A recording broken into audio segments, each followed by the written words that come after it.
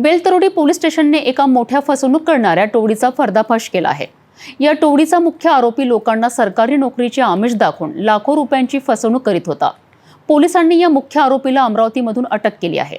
नागपूरमध्ये सरकारी नोकरी देण्याच्या नावाखाली फसवणुकीचा एक मोठा गुन्हा उघडकीस आला आहे। आरोपी जगदीश उर्फ प्रदीप उर्फ प्रकाश चव्हाण याने स्वतःला अमरावती पोलीस आयुक्तालयात क्लर्क म्हणून भासवलेत। त्यांनी बनावट पोलीस ओळखपत्र तयार करून लोकांचा विश्वास जिंकला।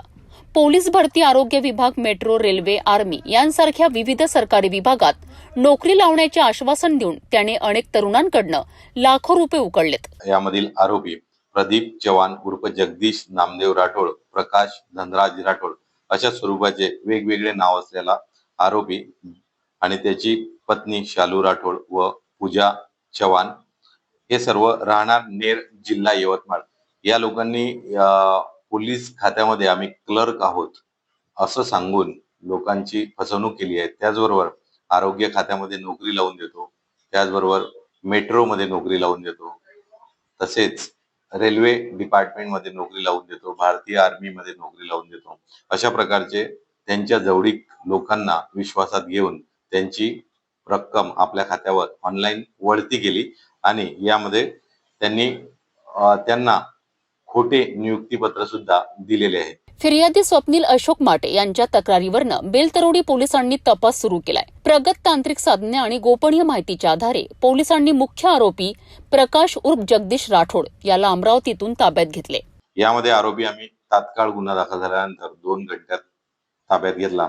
आरोपी हा अमरावती वलगाव या रोडवर राहणार होता।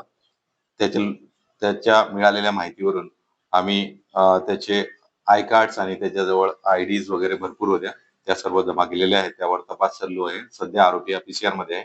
यामध्ये आरोपी व फिर्यादी हे एकमेकांचे परिचित होते आणि त्यावरून त्यांनी फिर्यादीचा विश्वास संपादन केला आणि फिर्यादीचे जे मित्र आहेत त्यांच्याकडून सुद्धा त्यांनी मोठी रक्कम वळती केलेली आहे।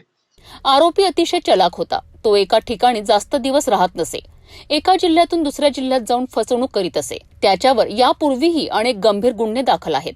कलम 420, 465, 468, 471, 499, 506 अंतर्गत त्याच्यावर आधीच गुन्हे नोंद आहेत। या प्रकरणात पोलिसांनी आरोपीच्या पत्नी शालू राठोड आणि आणखी एका महिलेविरोधातही गुन्हा दाखल केला आहे। नागपूर पोलिसांनी जनतेला आवाहन केले आहे की कोणत्याही सरकारी नोकरीकरिता कोणालाही पैसे देऊ नका, अशी मागणी करणाऱ्या व्यक्तीची माहिती तात्काळ पोलिसांना द्या।